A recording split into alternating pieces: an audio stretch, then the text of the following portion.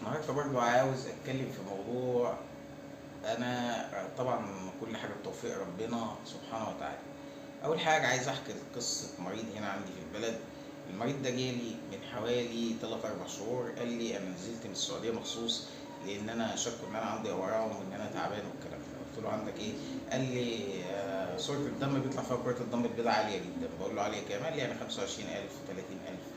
قلت له طب وريني التحاليل. المهم ايه، هم عنده حاجه بتطلع له في رقبته كده ورمه والكلام ده. وقال لي ان دايما الدكاتره كلها قالت لي عندك اورام.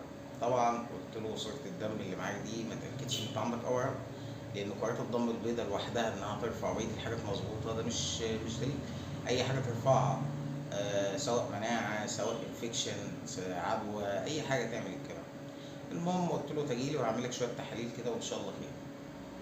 عدى شهرين ما جاش. المهم حد جه عمل تحليل شامل وانا ما كنتش موجود وجيت التحليل. فالمهم ولما جه يستلمها هو استلم وانا مش موجود. جالي بالليل فانا لقيت التحليل بتاعته انزيمات الكبد عاليه. طيب وهو جالي بيقول لي، انا طبعا يومها قلت له انت ما عندكش اورام. اتاري هو تابع مع دكاتره وسافر القاهره ودكاتره بيقول لي كشفه ب 1000 جنيه ودكاتره كتير وامراض دم ودكاتره اورام والكلام ده، وعملوا له مسح ذري وعلى اساس ان هو هيعملوا تحاليل عشان بيهيئوه ان على كلامه ان هو هيزرع نخاع. فانا قلت له تزرع نخاع على ايه؟ انا مش شايف حاجه في التحاليل تقول ان انت عندك المشاكل دي كلها.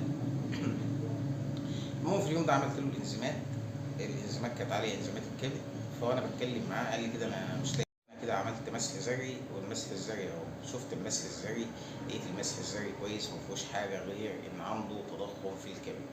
طيب المريض ده رفيع جدا جدا جدا فوق ما تتخيل. طيب التضخم الكبدي يجي الواحد مثلا جسمه مليان زي عنده دهون على الكبد، دهون في البطن تعمل له دهون في الكبد والكلام ده. طيب ده الكبد هيبقى عليه طبقه او دهون تضخم منين؟ هم مش قايلين دهون، هم قايلين في تضخم بسيط في الكبد. طيب ده يجيب له تضخم منين؟ انا ربطت الموضوع بتاع رقبته بالموضوع بتاع الكبد والكلام ده.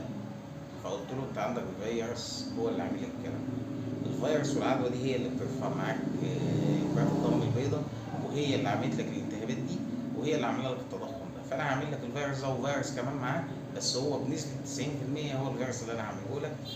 عملت له فعلا سحبت له العينه. وبعد الفيروس الطبيعي لحد 5 طالع عنده تقريبا 900، طالع 800 وحاجه و90، يعني تقريبا 900 عالي جدا.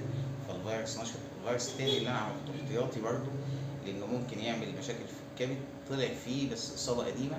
يعني الطبيعي لحد واحد طالع 2 او 1.7 من 10 يعني. فدي اصابه قديمه، لكن الفيروس اللي بتقول عليه